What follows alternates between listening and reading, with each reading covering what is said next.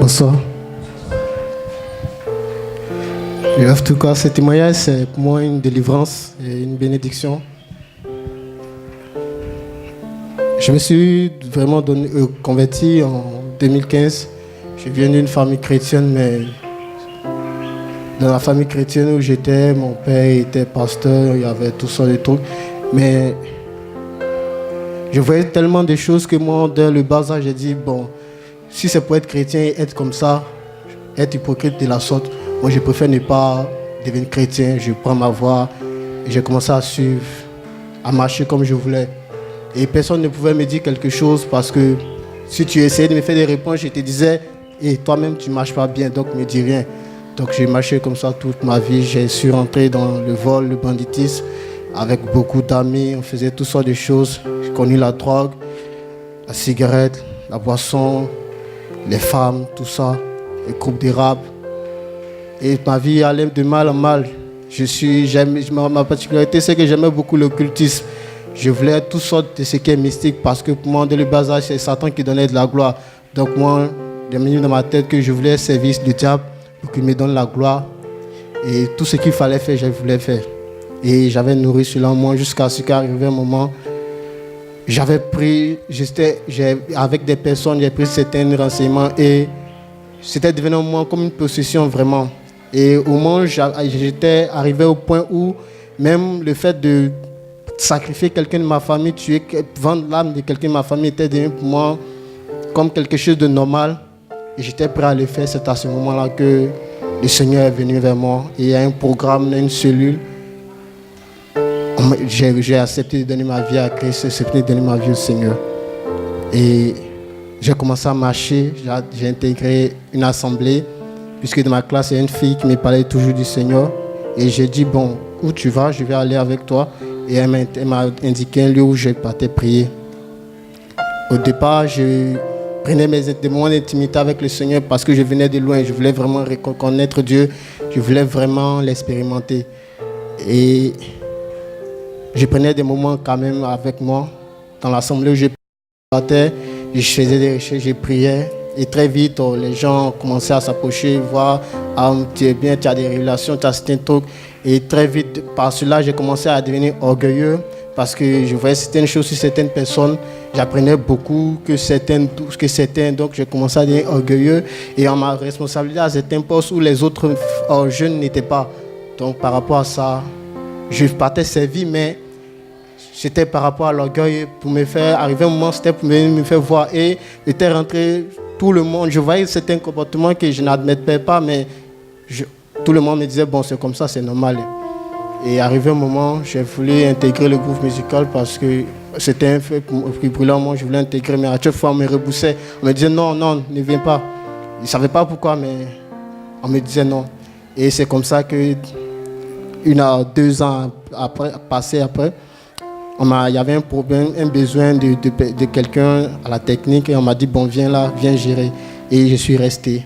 Et quand je suis resté au groupe musical, j'ai découvert un monde vraiment différent, vraiment, que je ne pensais pas que ça existait à l'église. Il y avait des amis que je voyais, ils leur disaient, mais frère, ne vis pas comme ça, tu sais que c'est pas bon de marcher comme ça avec Dieu. Et quand je suis rentré au groupe musical, j'ai vu qu'au fait, tout le monde vivait comme ça. Et quand j'essayais de parler, on m'a dit, hey, regarde ton responsable, c'est la même chose, donc mon petit, calme-toi, si c'est comme ça.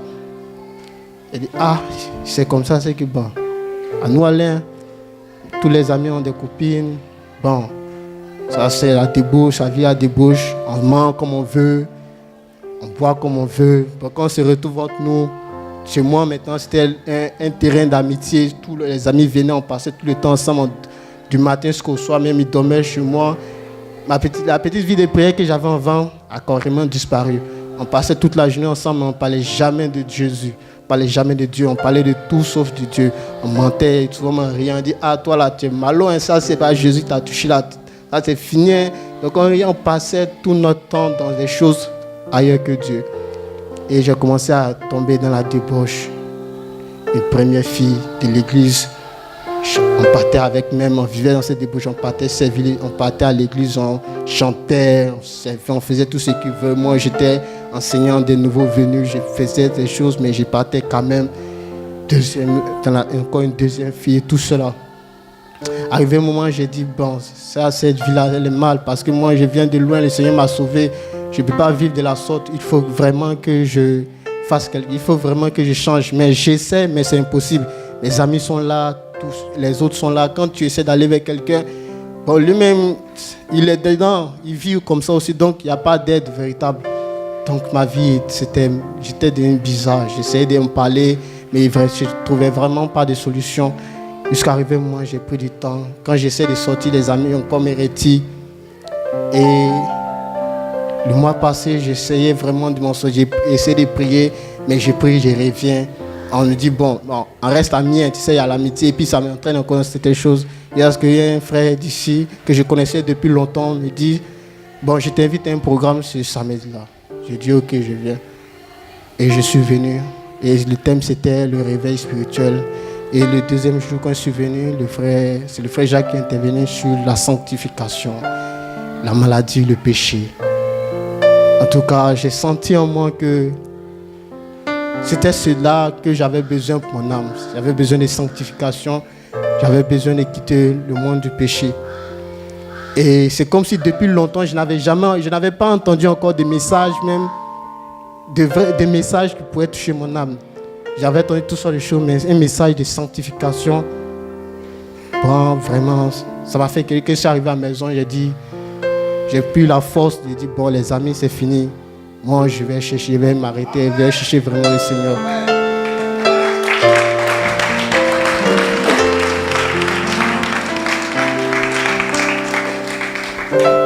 Depuis bien longtemps, le Seigneur me met à cœur, bon, il faut te retirer, mais je ne savais pas comment retirer. Et puis, j'aimais l'assemblée où j'étais, j'aimais mes amis, donc je ne pouvais pas. J'ai même dit, ah, mais il y a des responsabilités à l'église, tout ça, je ne peux pas quitter. Ah, je ne peux pas. Mais ça brûlait, il faut te retirer, tu vas prendre le temps. Le Seigneur, ça vient de la part. J'ai essayé de combattre cette pensée-là, mais tu es plus fort. J'ai eu la force, je suis parti voir mon pasteur. Il dit, ah, pasteur, je dois partir parce que le Seigneur m'appelle ailleurs pour l'expérimenter encore plus. Il a dit, mon petit monstre, je n'ai jamais vu ça sur d'autres cieux peut-être, mais tu es là et le Seigneur t'a appelé. Toi-même, tu es ici même, on ne voit pas comment le Seigneur te parle. Et puis tu as dit non, le Seigneur te parle. Il faut, bon, je vais prier pour toi. Cette pensée-là, ça va quitter. Bien sûr, le Dieu. Bon, il faut expérimenter Dieu, mais moi, je ne pense pas que ça peut se faire. Il a dit, ok, on a prié. Et après, je suis venu. On a prié, j'ai commencé à prier. Et après des jours, il y a eu la conférence à Bassam. Et nous sommes partis. Le premier jour, j'ai appris. En fait, le premier jour, j'étais avec les frères. Et je regardais leur vie, je regardais leur manière de parler, leur manière de se comporter, je me demandais, attends, eux, ils sont trop chrétiens, mais c'est moi, je ne suis pas chrétien. Il y a un problème. Hein. Donc, tous les jours, c'était le premier jour, le deuxième jour, j'ai dit non, il y a un problème. J'ai l'impression, au lieu d'apprendre, je me disais, bon, je vais croître spirituellement, mais au lieu de croître spirituellement, j'ai l'impression de régresser. J'ai l'impression que je suis au niveau zéro même, je n'ai jamais rien appris de la vie chrétienne toute ma vie. Donc, je suis là. Et le dernier jour, le frère Jacques a lancé un appel pour dire ceux qui avaient des conséquences de la pornographie, de lever les mains, on va prier pour vous, tout cela. Et moi, souvent, parce qu'avant j'étais adonné à la pornographie, mais j'avais cessé. Et souvent, la nuit, j'avais un esprit qui venait me visiter et coucher avec moi. Et je prenais des moments, je priais, tout cela, et ça partait. Jusqu'à ce que j'ai remarqué que lorsque je regarde des films, ou bien des clips, parce que j'ai passé tout mon temps devant 13 Cam TV. J'étais à l'église, mais quand je quitte à l'église, je viens, je suis fatigué. Je mets seulement que des clips, je mets des chaînes même qui ne glorifient même pas le nom du Seigneur. Mais pour moi, on dit tout le monde fait ça. Donc ça roule, on fait comme ça. Donc j'ai remarqué que quand je regarde certains clips, ou bien j'écoute certaines paroles, l'esprit revenait. Donc j'ai dit, bon, je vais prendre, comme j'ai fait ces remarques, je ne vais plus regarder certaines chaînes, et plus écouter certaines musiques. Mais quand même, j'écoutais certaines musiques du monde, il y avait beaucoup de clips du monde, mais quand c'est un peu trop grossier, je zappe. Après, je reviens encore sur la chaîne, je regarde d'autres clips. Donc, c'est comme ça que je faisais. Et j'ai pris la peine. Maintenant, ce jour-là, ils ont dit prier. Puis moi, je n'ai pas levé ma main, j'étais assis. Mais ils ont dit, attends, ils ont dit, on va prier pour être délivré. Toi, tu ne lèves pas ta main. L'esprit, tu ne sais pas quand un jour, tu vas te retrouver devant certaines scènes qui va provoquer encore l'esprit pour revenir dans ta vie. Lève-toi, prie simplement, et puis c'est fini. J'ai plein de pas fait, mais je suis resté assis. Après, ça m'a travaillé, je dis bon, c'est pas bien ce que je fais, je vais voir le frère Jacques, nous allons causer. Et le frère Jacques, il était tellement occupé, nous n'avons pas pu, il a dit bon, on va changer un numéro prochainement. Nous n'avons même pas pu causer. Et en rentrant à la maison, il vit encore la vie des frères, comme ils causent, comme ils communient, les fraternités. Je me sentais tellement à l'écart, j'étais tellement à l'écart, il dit, peut-être qu'il a arrêté de vivre, parce que ceux ne me mettent pas à l'aise, hein. Je ne suis pas à l'aise avec eux-mêmes. Et c'est comme ça, je suis rentré, je me suis assis, commencé à réfléchir. Mais pourquoi je n'ai pas levé? Pourquoi je me sens différent d'eux? Pourquoi je sens qu'il y a quelque chose, un fossé entre moi et ses frères? Pourquoi je ne me sens pas à l'aise dans leur présence?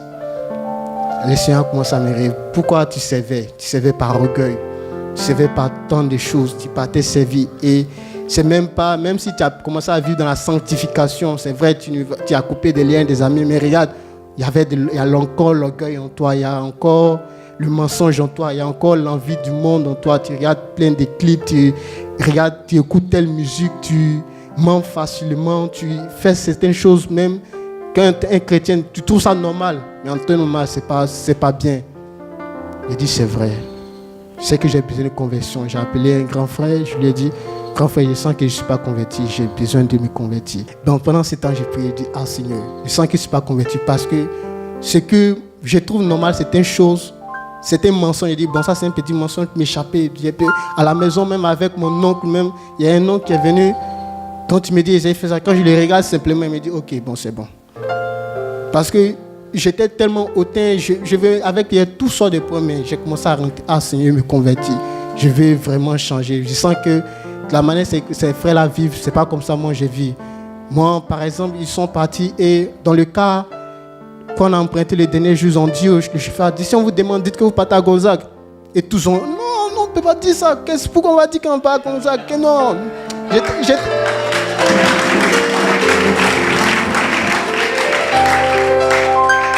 Donc, j'étais assis à l'arrière et j'ai dit, attention, ils ont un problème. Hein. Le chef vous dit, dites-vous partez à Gonzague. Ce n'est pas vous-même qui avez dit. Dites simplement, moi, si moi, il me dit, on va en Chine. Il dit, mais on va en Chine. Ce n'est pas un problème pour moi. Donc, le Seigneur me dit, regarde. Et toi, tu trouves que c'est un petit mensonge. Mais regarde, si le jour qu'on partait, qu'ils avaient dit, on va à Gonzague, que le Seigneur revenait, tout le monde partant en fait. Donc, il n'y a pas de petits péchés. Les musiques que tu écoutes, il n'y a pas de petites musiques, il n'y a pas de musique du monde qui n'est pas grossière et l'autre est grossière. Tout ce qui n'est pas de Dieu est mauvais. Mensonge ou pas mensonge, il n'y a pas de petits péchés. Il n'y a pas de choses qui viennent du monde qui soient non, un peu non. Tout ce qui n'est pas de Dieu. Donc tu dois te séparer carrément même de tout.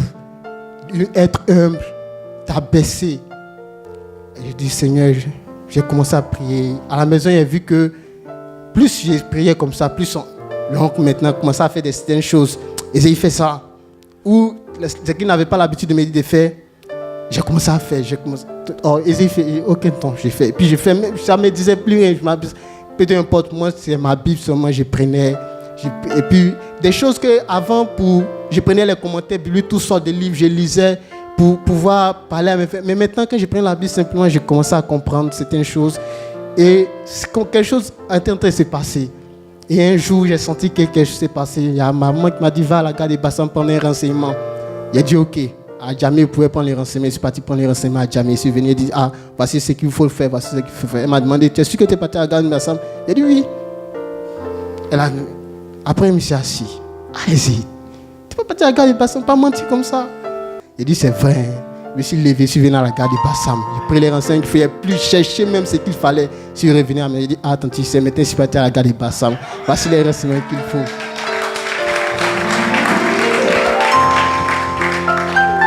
Quand j'ai fait ça, je suis venu, j'ai parlé, frère Jacques m'a dit, tu es en train d'expérimenter la nouvelle naissance. J'ai dit, ah, c'est merveilleux parce que maintenant, même, certaines choses que je trouvais, non, ça c'est petit mensonge, ça je peux écouter. Non, je commence à avoir vraiment de goût. Maintenant, les amis avec qui je marche, quand on marche, je ne marche pas eux, mais quand ils m'appellent, ils disent, oh, tu es où ça? J'ai dit, qu'il faut dire ah, j'ai dit ah. Si je vois, il dit, ah mon frère, la main, tu marches là, la fille là, tu vas mourir, il faut arrêter ça en même temps. Donc ils ont commencé à me dire, toi, mais tu es né comment? Ou tu es qui tout-même? Hier, j'ai croisé une dans le bus, et on partait, on tentait de causer. J'ai dit, hey, arrête, faut pas actuellement, faut pas arrêter. Elle dit, mais laisse-moi, il y a quoi? Toi, mais tu as quel problème maintenant même? Maintenant, mes amis fuient parce que ce qu'il dit, ils disent, mais il a quel souci celui-là? Il sent qu'il y a quelque chose qui se passe en moi qui est enterré. Donc, moi, c'est une délivrance, c'est une bénédiction. Et je voulais bénir le nom du Seigneur pour cela.